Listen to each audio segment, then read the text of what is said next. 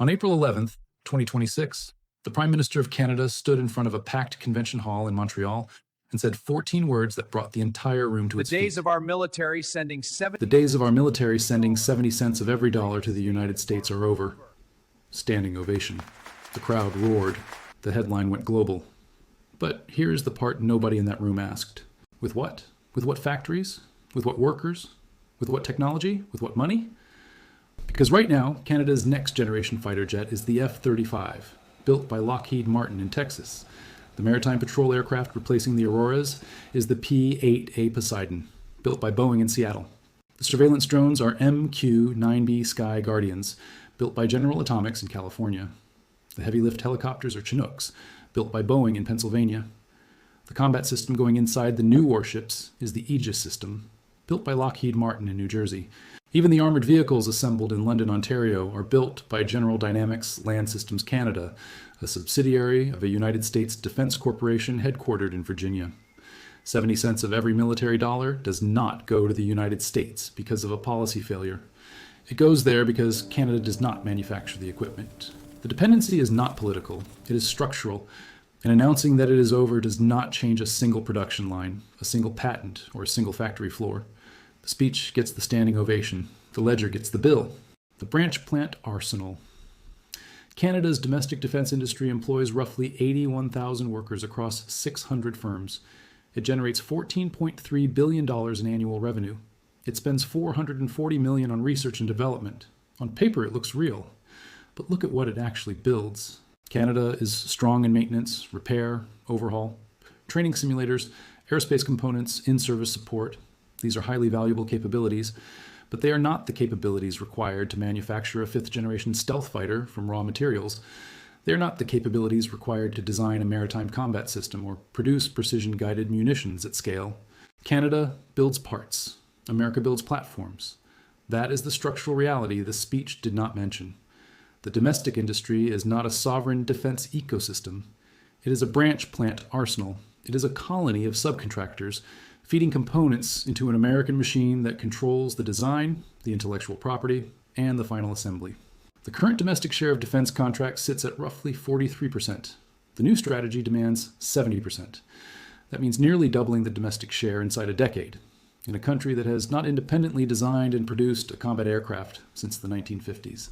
It is a country where 92% of defense firms are small and medium businesses with zero capacity to scale to prime contractor status. It is a country where the entire defense sector generates $14 billion in revenue, less than what a single American prime contractor like Lockheed Martin earns in one quarter. Tell me in the comments, did you actually know that 70 cents of every Canadian military dollar goes directly to American corporations? I showed you this in Why Canada Can't Quit the USA.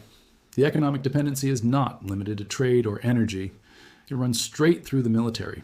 Canada's continental defense is fully integrated with the United States through NORAD. The fighter jets are American, the radar systems are American, the missiles are American.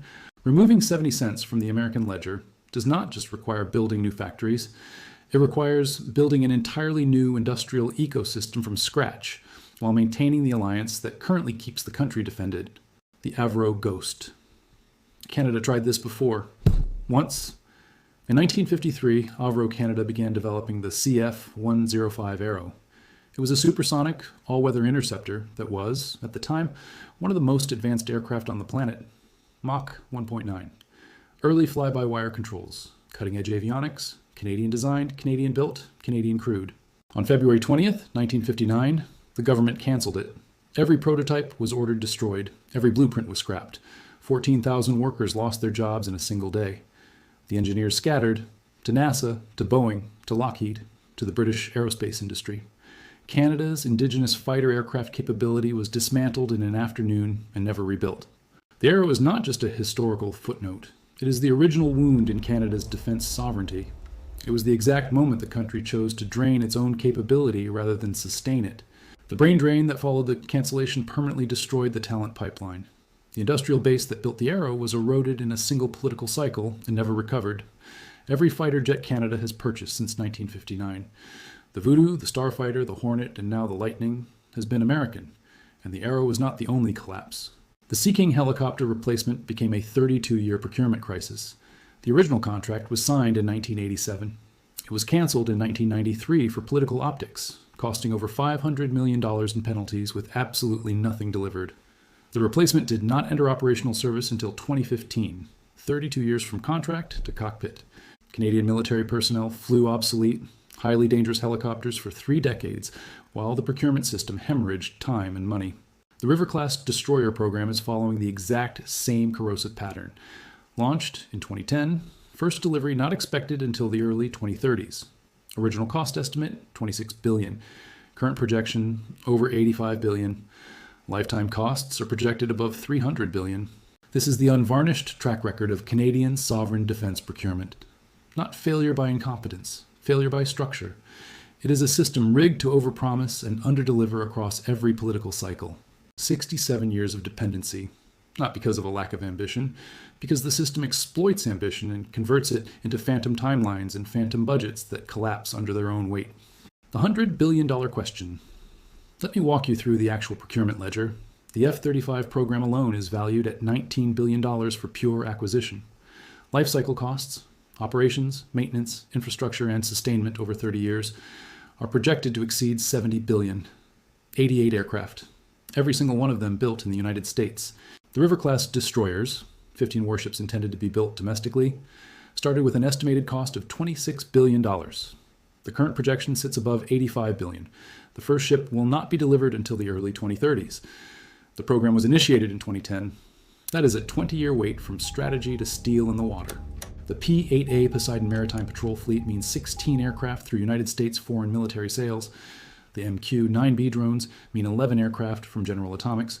The Chinook helicopters mean Boeing. The Cyclone helicopters mean Sikorsky. The Aegis combat system, the advanced radar, the vertical launch systems for the new warships, all acquired through American channels. Since 2017, Canada's total foreign military sales portfolio with the United States has expanded to approximately $13 billion American dollars. The Department of National Defense has awarded nearly 300 direct contracts to American firms, valued at an estimated 18.8 billion Canadian. This is not a tap you turn off with a speech. This is a vast river system with tributaries running through every single branch of the military. Redirecting it requires decades, not applause lines. The factory that isn't there. The defense strategy promises to build what Canada currently imports, but the country that is supposed to absorb this massive manufacturing boom is the exact same country that lost 44,000 manufacturing jobs in the past 12 months. Industrial capacity utilization in Canadian manufacturing sits at 77.7%. That means factories are already running well below capacity, not because they are saving room for defense contracts, but because domestic demand has collapsed under the weight of tariffs and trade uncertainty. The defense workforce faces a projected shortfall of 5,000 skilled workers annually. Over 40% of the current defense workforce is rapidly approaching retirement. The pipeline of replacement workers simply does not exist at the volume required. And the strategy calls for 125,000 new jobs over the next decade, in a sector that currently employs 81,000 total. That is not growth. That is a request to build a second defense industry on top of the first one, in a labor market that cannot fill the jobs it already has. I showed you the hiring freeze. The Canadian labor market is stalled. Youth unemployment sits at 13.8%. The services sector has been contracting for 5 consecutive months. Manufacturers are pausing hiring because the tariff environment makes long-term planning mathematically impossible. The economy is not expanding. It is in a managed decline that nobody in government will name. This is the foundation on which the state is promising to build a sovereign defense industry, a foundation that is actively cracking under its own weight. You cannot build the arsenal of a sovereign nation on the ruins of a collapsing industrial base. The depletion of Canadian manufacturing capacity is not a temporary setback. It is a generational erosion that one defense strategy cannot reverse. If you work in Canadian manufacturing, tell me in the comments what you're seeing on the floor. Hiring, layoffs, overtime cuts. I want the ground truth. The deficit wall. The entire defense strategy is backed by $81.8 billion in new spending commitments from the 2025 federal budget. Of that, $6.6 billion is earmarked specifically for the defense industrial strategy over 5 years. But the federal deficit for 2025 through 2026 is an astonishing $78.3 billion. That is the highest relative to GDP since the mid-1990s, excluding pandemic emergency spending. Debt servicing costs are projected to consume 13 cents of every single revenue dollar by the end of the decade. The government simultaneously promises to cut $60 billion over 5 years and to spend $81.8 billion on defense. It promises to eliminate 40,000 public service jobs and to create 125,000 defense jobs. It promises strict fiscal discipline and the most ambitious military procurement expansion in Canadian history at the exact same time. The $51 billion Build Communities Strong Fund, the infrastructure backbone supposed to support the industrial expansion, contains only $9 billion in genuinely new money. The rest is fully relabeled from existing programs, including $27.8 billion that is simply the old Canada Community Building Fund renamed. The math does not add up. The fiscal room does not exist. When domestic defense procurement inevitably runs wildly over budget, as it has on every major Canadian military project in modern history, the government will face an impossible choice: buy fewer platforms and leave the military under-equipped, or cut deeper into healthcare, housing, and social programs to cover the massive overruns. I showed you the polite Ponzi scheme, how the system papers over structural deficits with accounting tricks that defer the cost to the next generation. The defense spending promise follows the exact same formula. The headline is bold. The fine print is borrowed money. The verdict. The Prime Minister said the words. The room stood up. The headline circled the globe, but the ledger tells a different story. Canada sends 70 cents of every military dollar to the United States because Canada does not build fighter jets. It does not build maritime patrol aircraft. It does not build surveillance drones. It does not build heavy-lift helicopters. It does not build the combat systems that go inside its own warships. It builds components. It builds simulators. It maintains what others manufacture. The Avro Arrow was the last time Canada truly tried to build its own. 14,000 workers were erased in a single day. The capability was never rebuilt. Every major platform purchased in the 67 years since has been American. The new strategy promises to reverse this inside a decade. But the manufacturing sector is hemorrhaging jobs. The labor market is frozen. The federal deficit sits at $78 billion. The infrastructure fund is largely relabeled. And every previous attempt at sovereign defense procurement has ended in cancellation, cost explosion, or a multi-decade delay. Australia has been pursuing this exact same pivot since 2018. South Korea has been building its defense industry for over 30 years.